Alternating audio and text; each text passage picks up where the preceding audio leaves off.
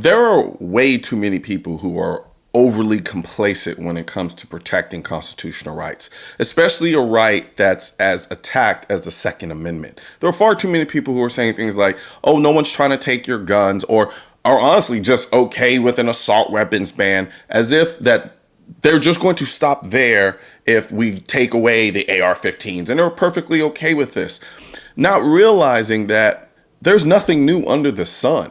Everything that we're talking about with respect to this issue has been tried, has been done in other places, and to no success.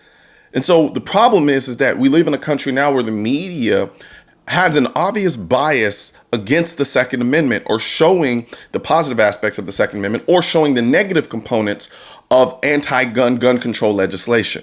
So what I want you to do is I want you to watch this video, and I want you to see the realities of what happens when you allow the government to dictate what you can utilize to protect yourself.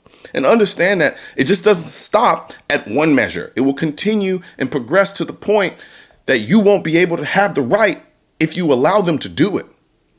Because a lot of people like to use Australia as a prime example of gun control laws and how this is the ideal situation. Well, watch this video and then tell me what you think. It's disgusting that almost every day we learn of another person being terrorised, robbed and attacked in their home. Justice. For Christ's sake, get a bit of vision. We want justice. Carrying signs and chanting, "We want justice," more than 2,000 angry Australians delivered a personal message to Parliament's doorstep. They're fed up with false promises and sick and tired of living in fear. We want justice. The bottom line is people want to know that they have a right to defend themselves. We come from a small country town, and it started happening there, and like just with having a 6-week-old baby, I like to know that I can protect her, and that we feel safe in our own home. I would say that the politicians in this country, in Australia, have missed the boat entirely, and they've harmed a lot of people who didn't deserve harming with their laws and their approach to it. A gun buyback that forced law-abiding citizens to surrender their firearms in a nationwide roundup and meltdown of all semi-automatic firearms and pump-action rifles and shotguns. 640,000 ordinary conventional firearms confiscated and destroyed. It was an absolute joke and a tragedy. I actually turned in 3 firearms, and it broke my heart. I mean, it was 40 years of collecting, and I can't say it any other way than that. I felt sick. I had to hand them in, because if I didn't, I was going to jail.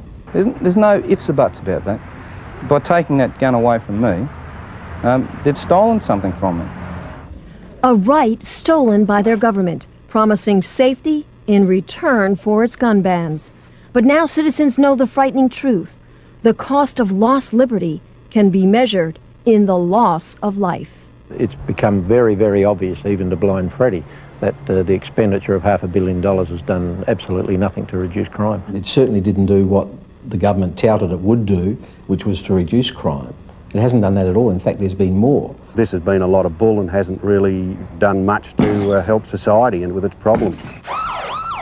Cold, hard facts the anti-gun forces can no longer escape. Armed robberies have skyrocketed, up 69%. Assaults involving guns rose 28%. Gun murders increased 19%. And a new phenomenon, home invasions jumped 21%.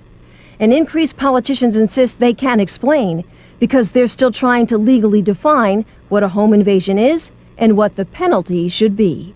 Part of the difficulty is that there is no clear definition of home invasion in the law. Never cease to be amazed at the ingenuity of lawyers. If the politicians want a pay rise, boom, that's done in 20 minutes. But to define home invasion, what a joke. I have no trouble at all in defining what a home invasion is. I think if someone sets their foot inside your door uninvited, they are invading your home and your privacy. And victims who have survived home invasions don't need a definition. They've lived through hours of terror. Arthur Field was tied up, his hands and feet taped, his phone lines cut, while 2 robbers ransacked his house. And they jumped on me and knelt on my chest and grabbed me around the throat because I immediately started calling out, "Help." I don't know how many men, they start smashing the windows. There was a lot of glass shattering, a lot of noise outside, and I stood in the kitchen, I was trembling. The Zawadzkis remember thugs running through their home, demanding money and threatening to kill them. Mr. Zawadzki says if he had a firearm, the suspects never would have gotten away. Do you will stand, waiting till you get killed? Or you will defend yourself? Tell me true, you will defend yourself. Scars that never heal, citizens left powerless, but it's criminals who have been empowered and emboldened by the new gun laws because the innocent can't fight back. What's happening today is that the offender, the bad guys, are happy to break into somebody's house. They're not frightened to break into somebody's house while they're at home. Citizens deny the right to protect themselves by a justice system that won't. Well, my opinion of the legal system here is it's absolutely weak. Weak as water. I mean, it's because they've just got no backbone. That the sentencing for various crimes is just pathetic. And police who can't. They're undermanned and morale has never been lower. It's very bad at the moment. It's never been worse. Since 1993, we've had a real decrease in over 230 sworn police officers in this state. These policemen have joined the job, policewomen have joined the job to go out and do it, and they can't even attend at breaks or assaults because there's no vehicle to even get them there. I mean, that's just absolutely ridiculous. Gun laws that have backfired. And Australians who have been forced to hide behind bars and deadbolts. Some are even installing extensive security systems because the firearms they still own that haven't been banned have to be locked up, unloaded, and unavailable. I mean, get real. If I have someone break in here, I've got to go get the bolt, get the rifle, find the ammunition somewhere else, put it all together, and then defend myself. If this other person's got a firearm, it's going to threaten my life. No way, it doesn't bloody add up. A political fraud, gun bans that haven't made a difference, and gun owners now struggling to stop a growing momentum against them. The people pushing the removal of guns from the Australian society are already saying that's only the first step, publicly, that's only the first step. Now we want the handguns, we want every other firearm. They're warning to Americans, don't think it can't happen to you. It can, and it already is. Unless you, as a firearms owner, get off your butt now and start to oppose those that want to take them off of you right here and now, I would say that within 5 to 10 years, the restrictions on gun owners in America will be similar to what happens in Australia. 1835 in Texas, soon after a weapons confiscation request, the ladies of the settlement hastily made a flag to fly over a cannon being requested to be confiscated.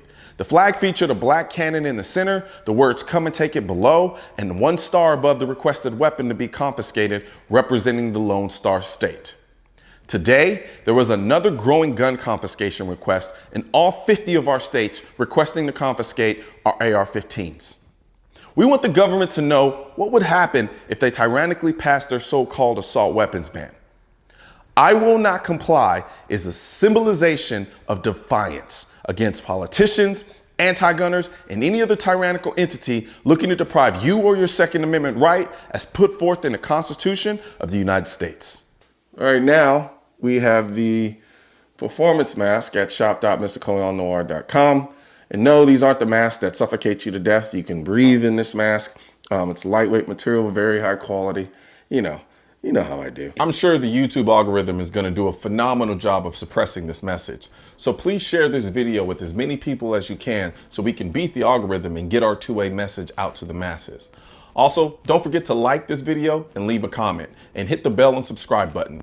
If you're looking for where to purchase your Defund Gun Control shirts, hats, and drinkware, there's a link in the description section of this video.